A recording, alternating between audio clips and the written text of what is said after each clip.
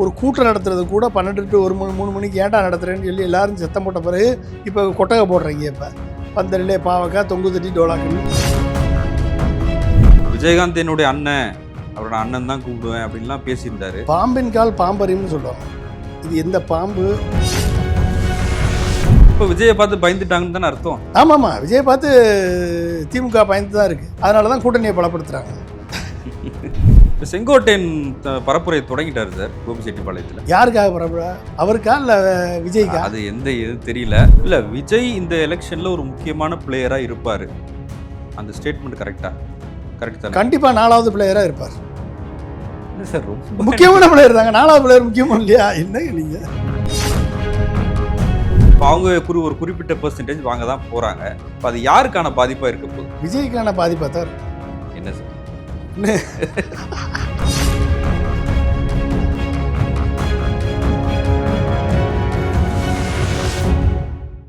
South beat அன்பு உறவுகளுக்கு வணக்கம். நான் ஃபெலிக்ஸ் இன்பவுலி. இந்த நேர்காணலில் நாம் சந்திக்கிருப்பவர் முன்னாள் குடியரசுத் தலைவர் திரு ஏபிஜே அப்துல் கலாம் அவர்களின் அறிவியல் ஆலோசகரும் அரசியல் விமர்சகருமான திரு பொன்ராஜ் அவர்கள். வணக்கம். வணக்கம் ஃபெலிக்ஸ். பிப்ரவரி 23 தாவேக்காவோட நிர்வாகிகள் கூட்டம் இருக்கு வேலூர்ல. இப்போ போன முறை ஒரு அசம்பாவிதம் நடந்துச்சு. இப்போ பந்தல்லாம் போடுற மாதிரியான விஷயங்கள்லாம் பேசப்படுது.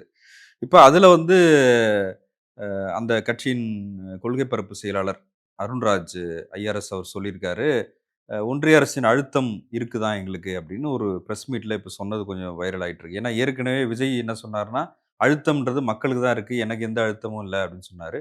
சிபிஐ மூலமாக ஜனநாயகன் படத்தை வெளியே விடாமல் செய்கிறாங்க, அதன் மூலமாக எங்களுக்கு அழுத்தம் இருக்குது அப்படின்னு சொல்லியிருக்காரு. இந்த ஸ்டேட்மெண்ட் எப்படி பார்க்குறீங்க?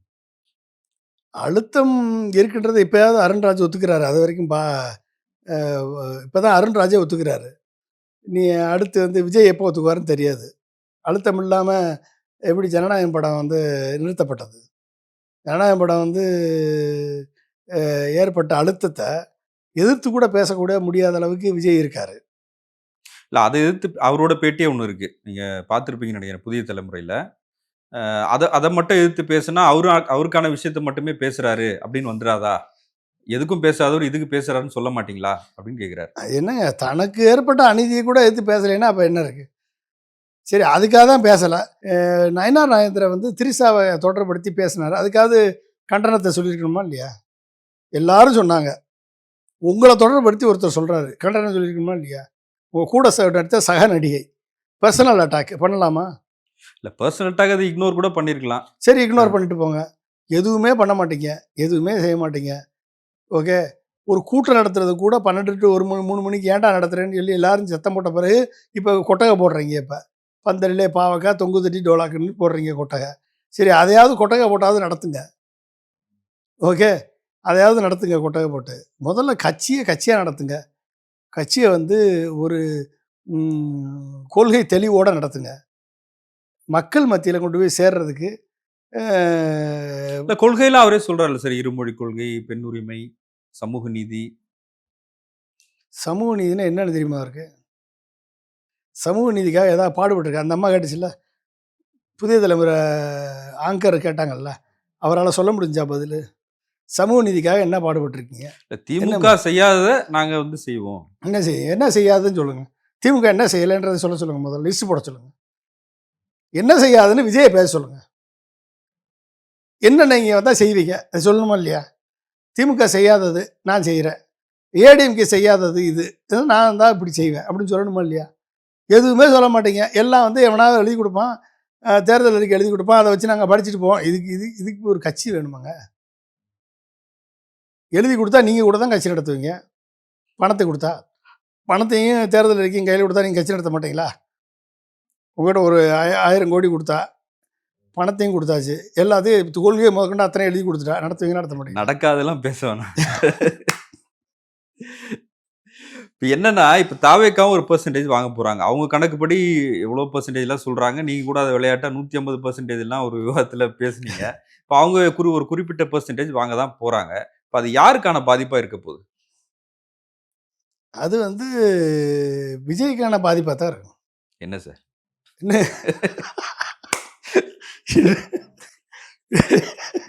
இல்ல அவரு ஏங்க இருக்கிற 30% வாங்குற 5% வாங்கினா விஜய்க்கான பாதிப்பு தானேங்க. நீ 30% வாங்குற நீ தான் சொல்லியிருக்கீங்க. நீ 30% வாங்கலைன்னா யாருக்கான பாதிப்பு? நீங்க சொன்னது நீங்க தானே. சரி அந்த நானா சொன்னேன் 5%னாலும் எங்க இருந்து தான் எடுக்க போறாங்க? நானா சொன்னேன் என்ன? 30% வாங்குறேன் நீங்க சொல்லி 30% வாங்கலைன்னா யாருக்கு பாதிப்பு? நீங்க நாங்க கேட்கறது நியாயமா இல்லையா? நியாயம் தான். 30% வாங்குறேன்னு நீங்க சொல்லியிருக்கீங்க. 30% வாங்கலைன்னா யாருக்கான பாதிப்பு? விஜய்க்கான பாதிப்பா? எனக்கான பாதிப்பா? இல்ல விஜய்க்கான பாதிப்பு தான். அப்புறம் அதுதான் சொன்னேன். இல்ல அந்த 5%னா கூட 5%ஓ 10%ஓ அதை எங்க இருந்தோ எடுக்க போறாருல்ல. அப்ப அது யாருக்கான அந்த பாதிப்பு? 5% அவருடைய ரசிகர்கள் கூட்டம் தான். 20 லட்சம் பேர் அப்ப அது இருக்காங்க. நியூ வோட்டர்ஸ்ன்றது தான் அது சொல்றீங்களா? நியூ ஓட்டர்ஸ் தான் ஏற்கனவே வேற. இருக்கிறது இல்லையா அது? இல்ல நான் தான் உங்களுக்கு தெளிவா சொல்லியிருக்கேன். ஒட்டுமொத்த அரசியல் உச்சத்துல இருந்த ஒரு நடிகர் கட்சி ஆரம்பிக்கிறாரு. கட்சி ஆரம்பிச்சு 2 வருஷம் ஆச்சு. மாவட்ட செயலாளர் போட்டாச்சு, ஒன்றிய செயலாளர் போட்டாச்சு, வட்ட செயலாளர், கிளை செயலாளர் வரைக்கும் போட்டாங்க. போட்ட பிறகு ஒரு மாநாடு நடத்துறாங்க 2 வருஷம் கழிச்சு. ம். ம். விக்கிரவாண்டியில. ஒட்டுமொத்த கூட்டம் வந்த கூட்டம் 1 லட்சம் சேர் போட்டிருக்காங்க. வந்த கூட்டம் 3 லட்சம் பேர்னு வச்சுக்கோங்க. இதான் மேக்சிமம். ம். 70% வந்திருப்பானா இல்லையா? தன் கட்சிக்காரன் தமிழ்நாடு முழுக்க 70% வந்திருப்பான்ல. 70% மிச்சம் இருக்கக்கூடிய 30% மேபி அவங்களுக்கு இல்ல பப்ளிக் இருப்பாங்கல்ல சார். பப்ளிக் அந்த சரிங்க மைண்ட் பப்ளிக் சேர்த்துக்கோங்க நீங்க. ம். 50% தொண்டர்கள், 20% பப்ளிக், ம். 70% வச்சுக்கோங்க. மிச்சம் இருக்கக்கூடிய 30% வர முடியாமல் போயிருக்கலாம். ம். பல்வேறு காரணங்கள் இருக்கலாம். காசு இருக்கலாம், இல்லாமல் இருக்கலாம். இல்லை வெவ்வேறு வேலைகள் இருந்திருக்கலாம், இல்லை ஏதாவது பிரச்சனைகள் இருந்திருக்கலாம், வர முடியாமல் போயிருக்கலாம். சரி, மதுரையில் மாநாடு 1000 ஏக்கர் 1000 ஏக்கரில் போட்ட மாநாடு 1.5 லட்சம் சேர் போட்டாங்க. 5 லட்சம் பேர் வச்சுருப்பான்னு வச்சுக்கோங்க. மேக்ஸிமம் 5 லட்சம் பேர். இந்த 5 லட்சம் பேரில் தானே 50,000 பேரை கூட்டி எல்லாத்துக்கும் சுற்றிட்டு இருக்கீங்க நீங்கள்.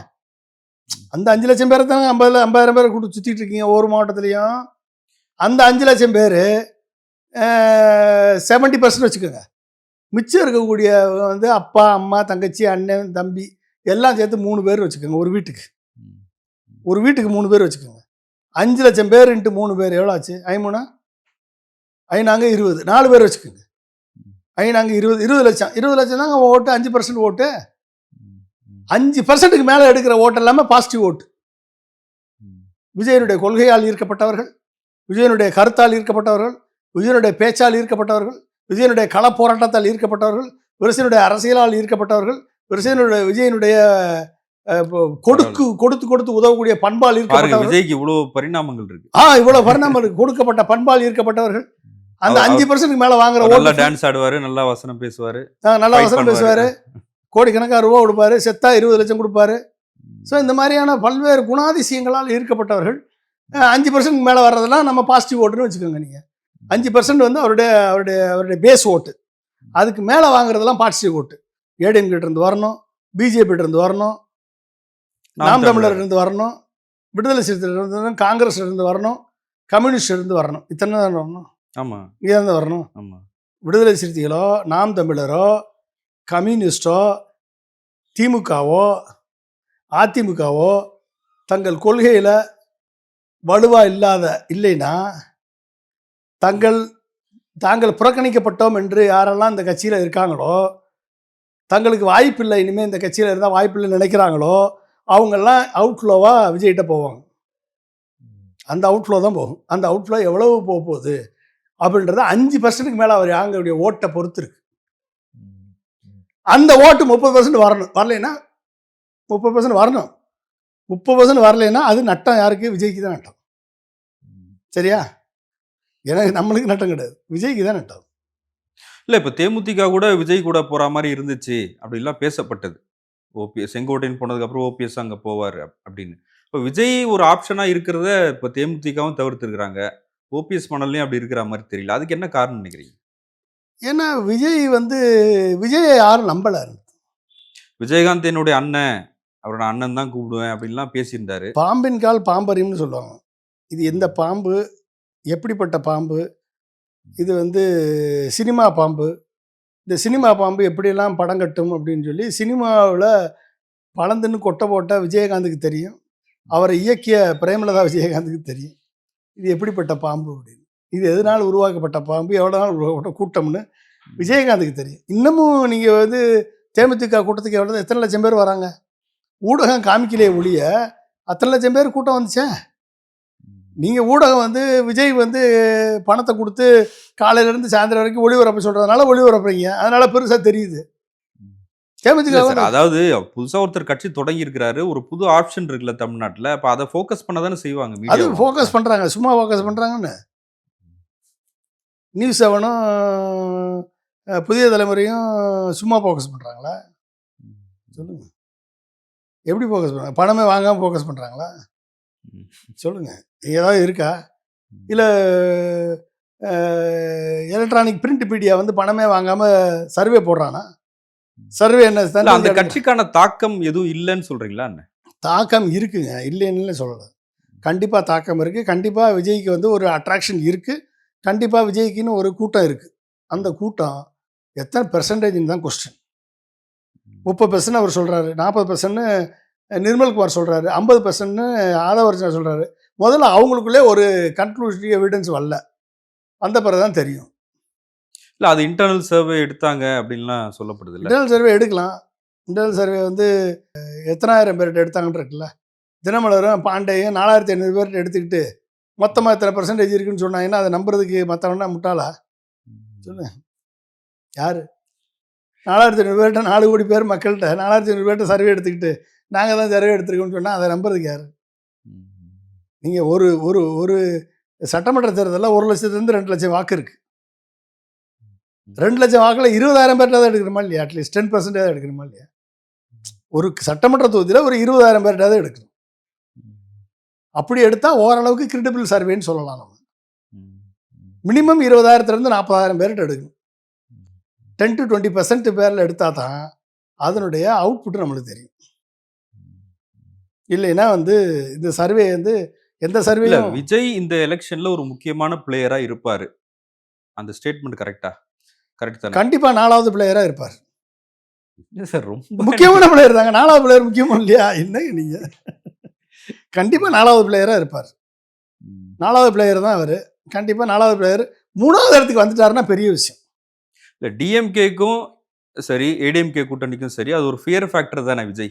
கண்டிப்பா ஃபேர் ஃபேக்டர் தான். நீங்க வந்து ஒரு 100 ஓட்டு கூட வாங்கிட்டாலுமே டில்ட் ஆயிரும்ல. ம். ஒரு 100 ஓட்டு மாறுச்சுனாலுமே டில்ட் ஆயிரும். அதுக்கு தான் கூட்டணியை இப்ப பலப்படுத்துறது. ம். அதனால தான் திமுக தலைவர் வந்து கூட்டணியை பலப்படுத்துறாரு. எடப்பாடி பழனிசாமி எம்ஜிஆரை விட பெரிய ஆளு நம்மளுக்கு கூட்டணியே தேவையில்லை, நானா ஜெயிப்பேன்னு சொல்றாரு அவர். இப்ப விஜய பார்த்து பயந்துட்டாங்கன்னு தானே அர்த்தம்? ஆமாமா. விஜயை பார்த்து திமுக பயந்து தான் இருக்கு. அதனால தான் கூட்டணியை பலப்படுத்துறாங்க. விஜய் ஜெயிச்சிருவாரு அப்படின்னு. கண்டிப்பா 4வது இடத்துல ஜெயிச்சிட்டாருன்னா பெரிய விஷயம் தான். 3வது இடத்துக்கு வந்துட்டாருன்னா உண்மையிலேயே பாராட்டணும் விஜய். அது 3வது இடம்ன்றது நீங்க சொல்ற நாம் தமிழருக்கு முன்னாடி. நாம் தமிழருக்கு முன்னாடி. இப்ப நாம் தமிழரோ திருமாவளவனோ உருவாக்கி வச்ச கட்சியை வந்து எல்லாரும் பின்னால வருவாங்க. அப்படின்னா ஆதவர்ஜனா போனப்போ 1000 பேர் விஜய் விடுதலை சிறுத்தையிலிருந்து போயிருக்கணுமா இல்லையா? நாம் தமிழர்ல இருந்து எத்தனை பேர் போய் சேர்ந்திருக்கான் விஜய்கிட்ட? வெளியே விரட்டப்பட்ட காளியம்மாளே போய் சேரலையா விஜய்கிட்ட? சொல்லுங்க. ஆமா. காளியம்மாளுக்கே அது ஆப்ஷன் இல்லையா உங்க கட்சி? ஆதவர்ஜனா பின்னால போன விடுதலை சிறுத்தைகள் ஒரு ஆளை சொல்லுங்க. இப்ப செங்கோட்டையன் பரப்புரை தொடங்கிட்டாரு சார் கோபிச்செட்டிப்பாளையத்துல. யாருக்காக பரப்புரை? அவருக்கா இல்ல விஜய்க்கா? அது எந்த எது தெரியல. அவருக்கான பரப்புரை மாதிரி தான் செய்திகள் வருது. அட்லீஸ்ட் டெபாசிட்டாவது வாங்கணுன்ற நிலைமையில இப்பயே தொடங்கியிருப்பாருன்னு நினைக்கிறேன். அட்லீஸ்ட் ஒரு எம்எல்ஏவாவது டெபாசிட் வாங்கிடணும் அப்படின்னு சொல்லி இறங்கியிருப்பாரு. கண்டிப்பா. செங்கோட்டையனுக்கு வேற வழியே இல்லை, பாவம் 4வது இடத்துல இருக்காரு. ஆதவர்ஜனாவுக்கு அடுத்த நிலைமையில இருக்காரு. இந்த அளவுக்கு பாவம் இந்த வயசுல அவர் செங்கோட்டையனுக்கு வந்து ஒரு அது விஜய் நடிகர் கட்சியில் போய் 4வது இடத்துல இருக்கக்கூடிய லெவலில் தன்னை தாழ்த்தி கொண்டவருக்கு மக்கள் எப்படி மதிப்பு கொடுப்பாங்கன்னு தெரியல. பார்ப்போம் எந்த அளவுக்கு ஜெயிப்பாங்க. நன்றி சார். உங்களுடைய நேரத்துக்கு மிக்க மிக்க நன்றி.